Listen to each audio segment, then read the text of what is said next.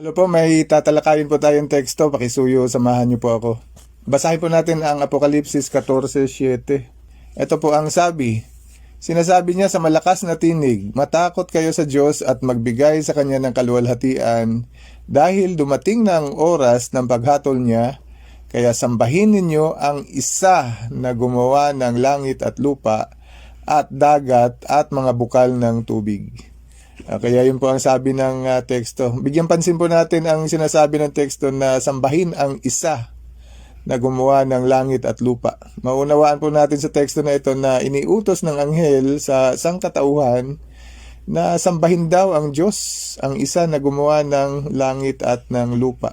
Kaya malinaw, ayon po sa anghel, isa lang daw po ang dapat sambahin. Hindi po dalawa at hindi rin po tatlo, kundi iisa lang ang dapat sambahin.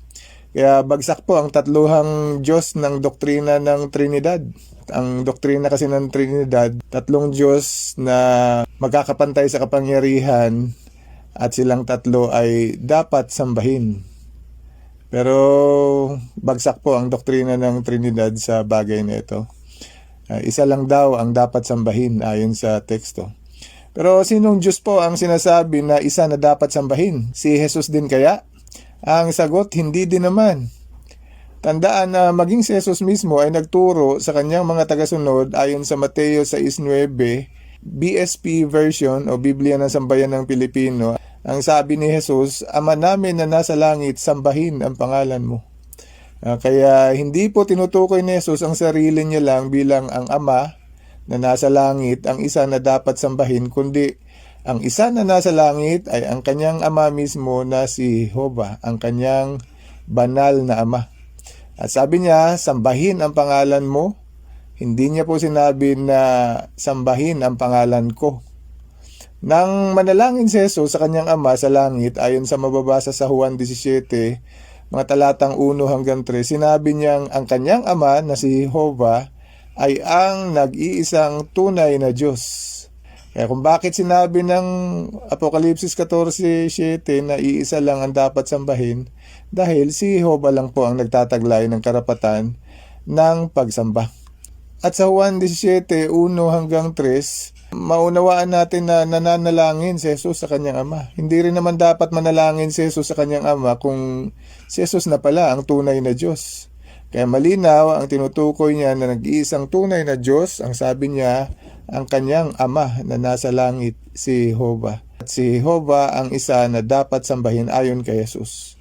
At sinabi nga ni Jesus ang bagay na yan, Mateo 4:10, sinabi niya, si Jehovah na yung Diyos ang dapat mong sambahin at siya lamang ang dapat mong paglingkuran. Pinakamalaking utos daw po ito, ang sabi ni Jesus. Kaya dapat po nasundin ng bawat isa sa atin ang utos na ito ni Jesus.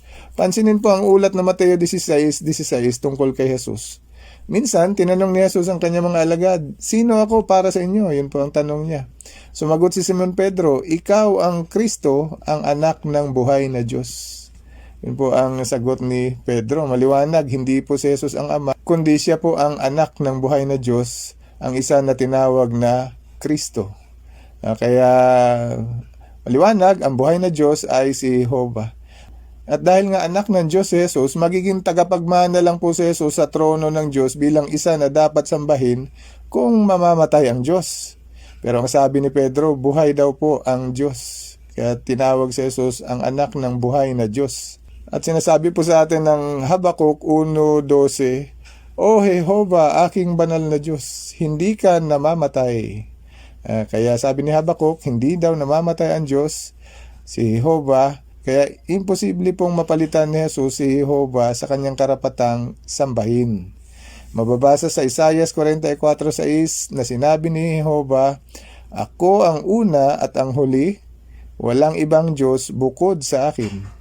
Kaya si Jehovah po ang isa na gumawa ng langit at ng lupa ayon sa Apokalipsis 14:7.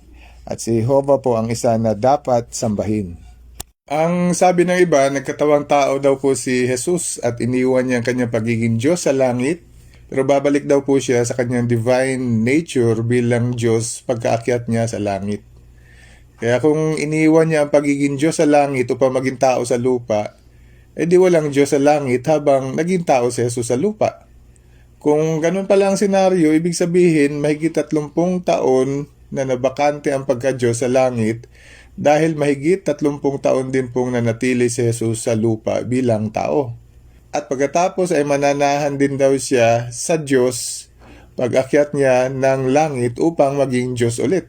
Kaya napakagulo po. At dalawa lang po ang magiging posibilidad kung ganun nga ang mangyayari. Either patay ang Diyos sa langit habang nasa lupa si Jesus o maaring buhay din naman ang Diyos sa langit pero magiging dalawa na po ang Diyos pag-akyat ni Jesus sa langit. Pero ang totoo, pareho pong huwad ang dalawang senaryo na nabanggit. Bakit?